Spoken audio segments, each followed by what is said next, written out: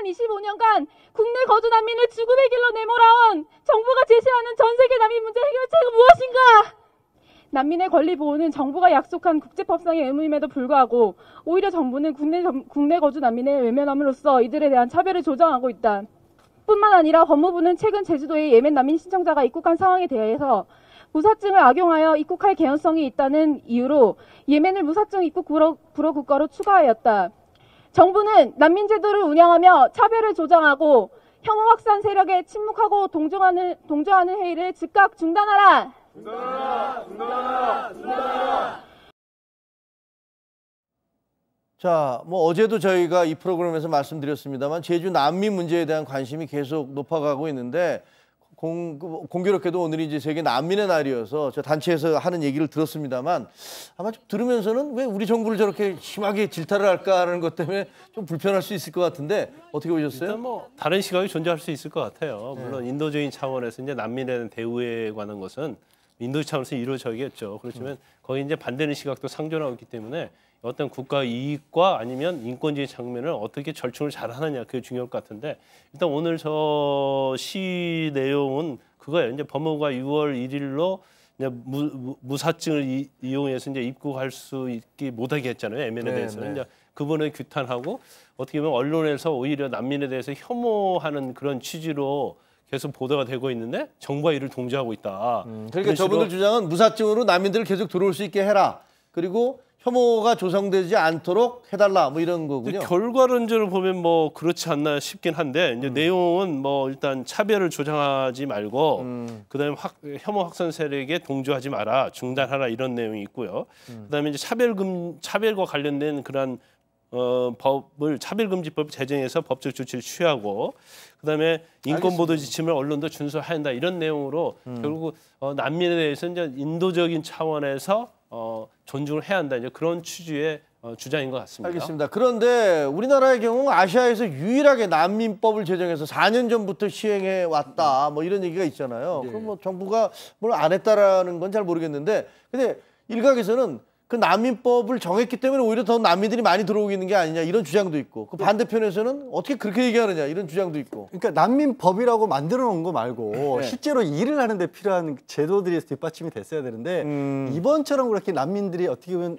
짧은 시간에 한 국가에서 500여 명이 들어온 적은 없었잖아요. 그러다 보니까 야 이게 제대로 되는 거야 라는 의견들이 많이 있는 거죠. 그리고 또 우리 난민법 같은 경우 정말 인도적으로 좋은 취지를 만들어놨는데 그 전제 조건이 정확하게 난민으로 인정할 수 있는 제도를 갖춰놔야 되는데 지금은 조정관이라고 해서 그냥 어떻게 보면 적발해서 추방하는 이런 절차에만 맞춰져 있다 보니까 과연 정말 이 법을 만들어 놓고 제대로 운영을 하고 있느냐는 의혹도 나오고 있고 제주도 같은 경우는 또 이런 문제가 있었던 거죠. 관광 육성을 위해서 무사증 제도를 했다가 덜컥 난민들이 몰려온다는 이유로 갑자기 또 막아버렸단 말이에요. 그러니까 양쪽 다 지금 논쟁을 어떻게 보면 정부에서 좀 부추긴 그런 측면이 있는 거죠. 그렇군요. 2013년 7월 1일부터 시행되고 있는 난민법에 따르면 강제 송환은 금지한다는 그 원칙이 있고요.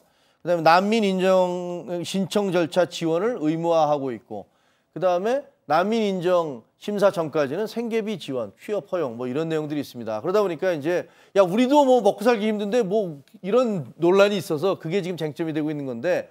난민 반대 청원이 20만 명을 넘어섰습니다. 청와대 청원을 이제 낸 건데 그러다 보니까 문재인 대통령이 오늘 제주 예멘 난민 수용 문제에 대해서 현황 좀 파악을 해봐라 이렇게 지시를 했다고 합니다.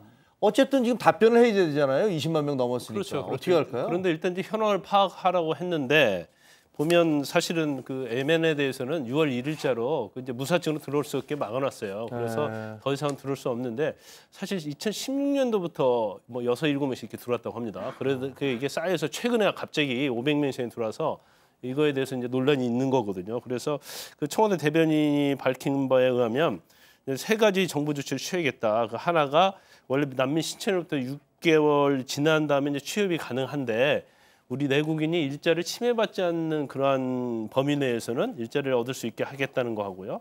그다음에 굉장히 이제 재정적으로 어렵잖아요. 와서 돈 다 썼기 때문에 그래서 의료 지원이랄지 최소한의 어떤 생계비 지원을 하겠다는 거고, 그다음에 이제 범죄 예방 차원에서 이제 순찰을 강화하겠다 이런 취지에 내놨는데 이제 두 가지예요. 뭐냐면 왜 이렇게 제주도에 왔나? 제주도는 무비자로 들어올 수 있는 거거든요. 근데 무비자로 들어오라는 것은 관광을 전제로 한 거거든요. 그러니까 난민을 전제로 한 게 아니에요. 그래서 이제 그 부분을 어떻게 일단은 입국은 막아놨고 두 번째는 우리나라 그 난민법에 의하면 일단 난민으로 신청을 하면 결과가 나올 때까지 무제한적으로 체류를 할 수가 있어요. 무제한 체류. 예. 그렇기 때문에 이제 그러한 이점이 있기 때문에 난민들이 굉장히 선호하는 지역이고 또 제주도로 들어오는데 말레이시아에서 들어오면 굉장히 그 비행기 싸다고 합니다. 그래서 일단 막아놨기 때문에 앞으로는 뭐 대량 난민은 없을 건데 이제 그런 문제점에 대해서 청와대가 아마 파악을 한 다음에 또 조치를 취할 가능성이 크다 이렇게 봅니다.